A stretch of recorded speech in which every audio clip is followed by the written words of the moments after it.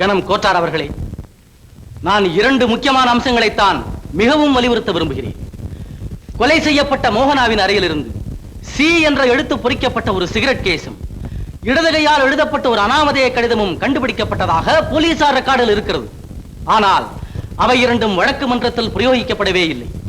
யுவரான, அந்த 2 பொருள்களின் உதவி இல்லாமலேயே எங்களால் குற்றத்தை நிரூபிக்க முடிந்தது என்பதை தாழ்மையோடு தெரிவித்துக் கொள்கிறேன். உங்கள் அபார திறமைக்கு எனது மனமுவந்த பாராட்டு. யுவரானர், மோகனா 4 மாத கர்ப்பவதி என்றும் அதற்கு காரணம் இந்த குற்றவாளிதான் என்றும் சர்க்கார் தரப்பில் விவாதித்திருக்கின்றனர். எஸ் யுவரானர், மோகனா 4 மாத கர்ப்பவதி தான். நம் இளம் நண்பர் இதில் ஏதோ புதிதாக கண்டுபிடித்து விட்டது போல் பேசுகிறாரே. எக்ஸ்கியூஸ் மீ சார், சர்க்கார் தரப்பில் இவ்வளவு தெளிவாகவும் ஆணித்தரமாகவும் வாதம் செய்ததற்கு எனது ஆழ்ந்த நன்றி. கனம் கோட்டார் அவர்களே, எனது முதல் சாட்சி அரசாங்க மருத்துவ நிபுணரான டாக்டர் ராகவன். டாக்டர் ராகவன், மோகனாவின் இடத்தை பரிசீலனை செய்தீர்களே, அது சம்பந்தமான தகவல்கள் இன்னும் நன்றாக ஞாபகத்தில் இருக்கின்றனவா? ஓஎஸ், என்றைக்கு இருந்தாலும் இதை போல சாட்சியம் கூற வேண்டும் என்று ஒவ்வொரு பாயிண்டையும் குறித்து வைத்திருக்கிறேன். ஆல்ரைட். பிரேத விசாரணையின் போது நீங்கள் என்ன முடிவுக்கு வந்தீர்கள் என்று கனம் கோட்டார் அவர்களுக்கு தெரிவிக்க முடியுமா? ஓ, அந்த பெண்ணை கொலை செய்தவன் இடதுகையை உபயோகித்து சவரக்கத்தியால் அவள் கழுத்தை அறுத்திருக்கிறான். இடதுகையைத்தான் அவன் உபயோகித்திருக்கிறான் என்று உறுதியாக கூறுகிறீர்களே, அது எப்படி?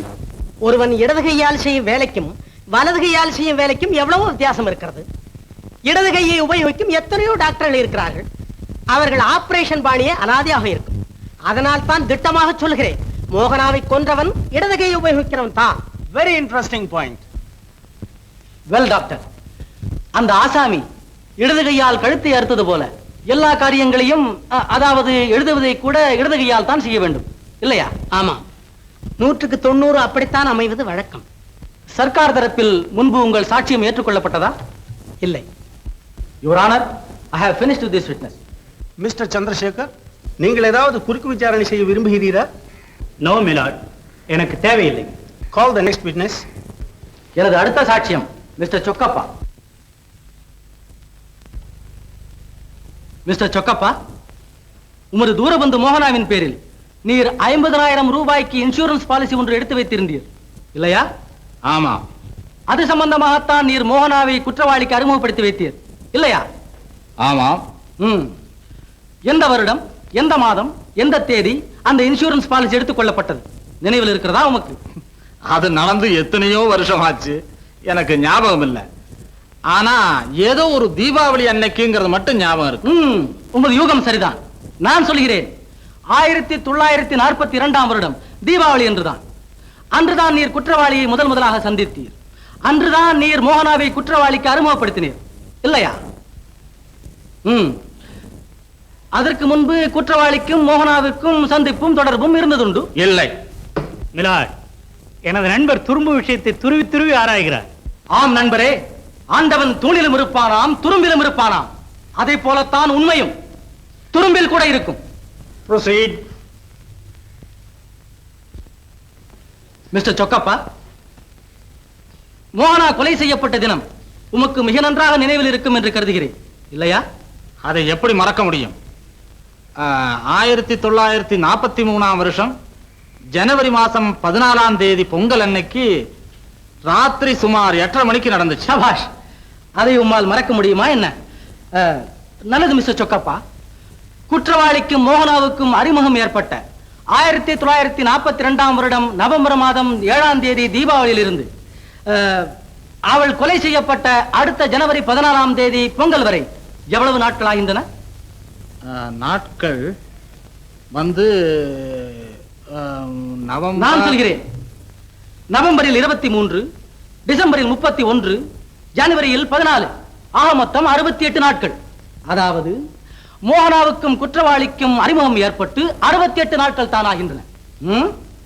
ஆமா. ஐ object your honour.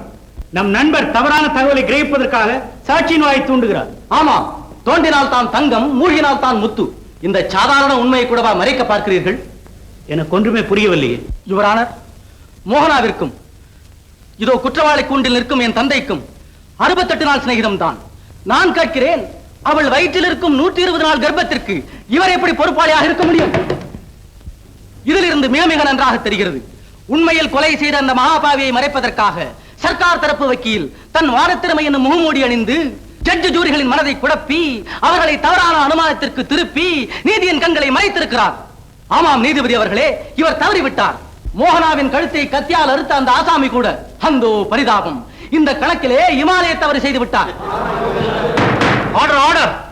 The witness is examined, Your Honor. Mister Chandrasekhar, no Miller.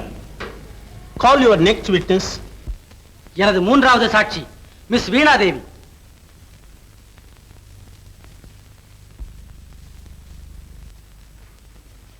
Miss வீணா தேவி, 12 வருஷங்களுக்கு முன்னால் நீங்கள் சாட்சியம் கொடுத்திருக்கிறீர்கள்.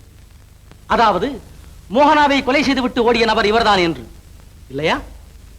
ஆமா. அப்பொழுது மணி சுமார் இரவு 8:30 இருக்கும், இல்லையா? ஆமா. அப்பதான் மணிக்குண்டுல 8:30 மணி அடிச்சது. அந்த இருட்டில் ஓடிய நபர் இவர்தான் என்று எப்படி கண்டுபிடித்தீர்கள்? இது என்ன கேள்வி? அவர் ஓடும்போது ரஸ்தா விளக்கு வெளிச்சத்துல அவர் முகத்தை நான் நல்லா பார்த்தேன். நீங்கள் சொல்வது வடிகட்டிய பொய் என்கிறேன் நான். இல்ல, நான் சொல்றது நிஜம். இல்லை, பொய். அன்றிரவு அந்நேரத்தில் தெருவிளக்குகள் எதுவுமே எரியவில்லை. இல்ல, எரிஞ்சது. அந்த பிரகாசத்துலதான் அவர் முகத்தை நான் நல்லா பார்த்தேன். மிஸ் வீணா தேவி, கடைசி முறையாக உங்களை நான் எச்சரிக்கின்றேன். நீதிமன்றத்தின் முன்னால் பொய் சொல்வது பெரிய குற்றம். நான் ஒண்ணும் பொய் சொல்லல. கணம் கோட்டார் அவர்களே, மோகனா கொலை செய்யப்பட்ட வருஷம் ஜனவரி மாதம் 14ஆம் தேதி என்று பெருத்த மழை, இடி, மின்னல் காரணமாக இரவு 8 மணியிலிருந்து 9 மணி வரை திருச்சியில் தெருவிளக்குகள் எதுவுமே எரியவில்லை. இதற்கு ஆதாரமாக அன்றைய தின முனிசிபல் ரெக்கார்டை தங்கள் முன்னால் வைக்கின்றேன். பதில் சொல்லு.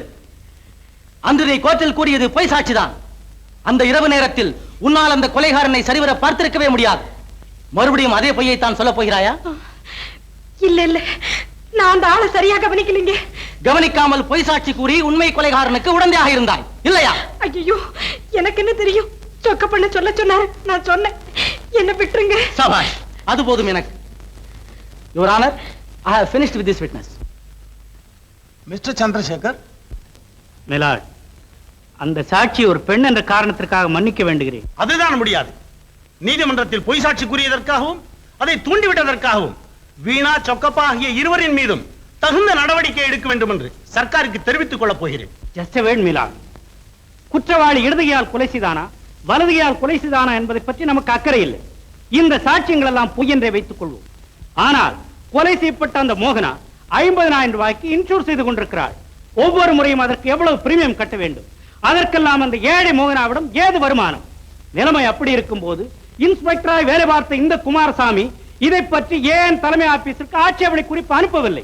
இவர்கள் இருவருக்கும் இருந்து வந்த கள்ள தொடர்பை குறிப்பதற்கு இந்த ஒரு பாயிண்டை போதும் என்கிறேன். அதை நான் மறுக்கிறேன். ஏழை மோகனாவிற்கு ஏழை குமாரசாமி அல்லாத வேறு எவனோ ஒருவன் பண உதவி செய்திருக்கிறான். யார் அந்த செல்வச் சீமான்? சிரித்து சிரித்து பேசி அவளுக்கு இடது கையால் கடிதம் எழுதியவனும் அவளது கழுத்தை இடது கையால் அறுத்தவனுமாகிய அந்த அயோக்கியன் யார்? அந்த சிகரெட் கேஸில் பொறிக்கப்பட்டுள்ள ஆங்கில எழுத்தை தனது பெயரின் ஆரம்பமாக வைத்துள்ள அந்த அக்கிரமக்காரன் யார்? பணத்தை வாரி வாரி கொடுப்பதாக சொல்லி அவளை ஏமாற்றி அவள் வயிற்றிலே குழந்தையை கொடுத்த அந்த கொடுமைக்காரன் யார்? யார்? யார்? கணம் கோட்டாளர்களே, இந்த உண்மையை ஆதாரபூர்வமாக நிரூபிக்க எனக்கு ஒரே ஒரு வாரம் அவகாசம் கொடுக்க வேண்டுகிறேன். இதற்கிடையில் குற்றவாளியை ஜாமீன் விடுதலை செய்ய வேண்டும். கொலை வழக்கில் குமாரசாமி ஜாமீனில் விடுதலை செய்யப்பட்டார். குமாரசாமி ஜாமீனில் விடுதலை செய்யப்பட்டார். அம்மா,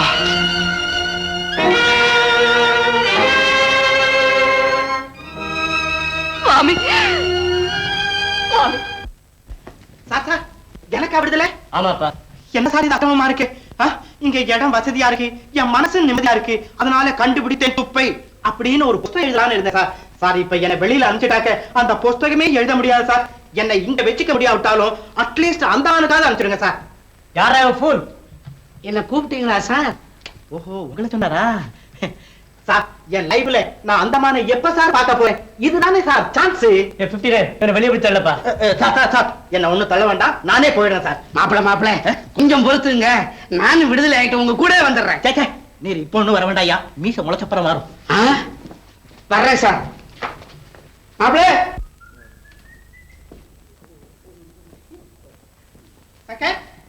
ஓ, வந்துட்டியா?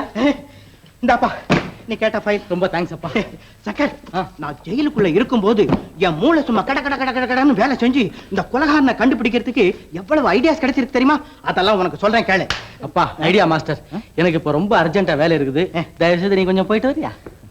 சங்கர், ஓஹோ அவ்வளவு தூரத்துக்கு வந்துட்டியா நீ? இத பாரு, நீயே வந்து என்கிட்ட ஐடியா கேட்க வேண்டிய சமயம் வரும், அப்ப உன்னை நான் பேசிக்கிறேன். ஐயா சாமி, குட் நைட்.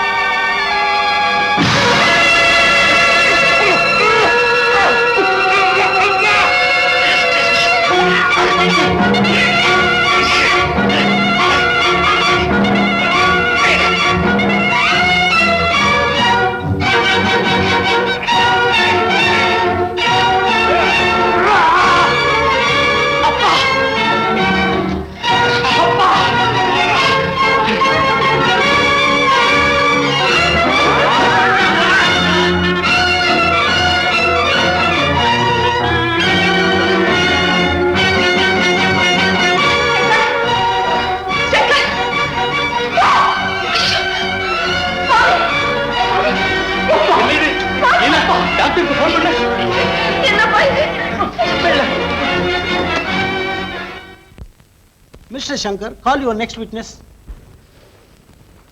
யுவர் ஆனர், எனது கடைசி சாட்சி இந்த இரு கடிதங்கள் தான். இந்த கடிதம் கொலை செய்யப்பட்ட மோகனாவின் அறையில் இருந்து போலீசாரால் கைப்பற்றப்பட்டது.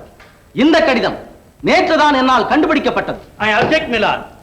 இந்த கடிதம் என்னவென்று பார்ப்பதற்கு எனக்கு எல்லா உரிமையும் இருக்கிறது. அமைதி நண்பரே, அமைதி. உங்கள் முன்பாக கணம் கோத்தார் அவர்கள் இதை பார்க்கட்டும்.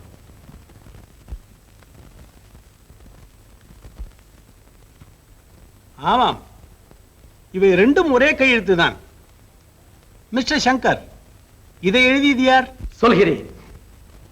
12 வருஷங்களுக்கு முன்னால் எவன் மோகனாவிற்கு அந்த கடிதத்தை எழுதினானோ, எவன் அவளை கடுத்து கற்பவதியாக்கினானோ, எவன் தன் குற்றத்தை களங்கத்தை மறைப்பதற்காக அவளது அழகு மணிக்கழுத்தை அறுத்தானோ, எவன் இந்த வழக்கில் இருந்து தப்புவதற்காக நேற்றிரவு என்னை கொலை செய்ய முயன்றானோ, எவன் இந்த சிகரெட் கேஸுக்கு சொந்தக்காரனோ, அவன் அந்த அற்ப புத்திக்காரன், மனித போர்வையிலே உலவிக் கொண்டிருக்கும் அந்த மிருகவெறி பிடித்தவன், அவன்தான் கொலைகாரன், அவன்தான் கொலைகாரன். கணம் கோட்டார் அவர்களே, நீங்கள் அவனை யார் என்று தெரிந்து கொள்ள வேண்டாமா? இதோ காட்டுகிறேன்.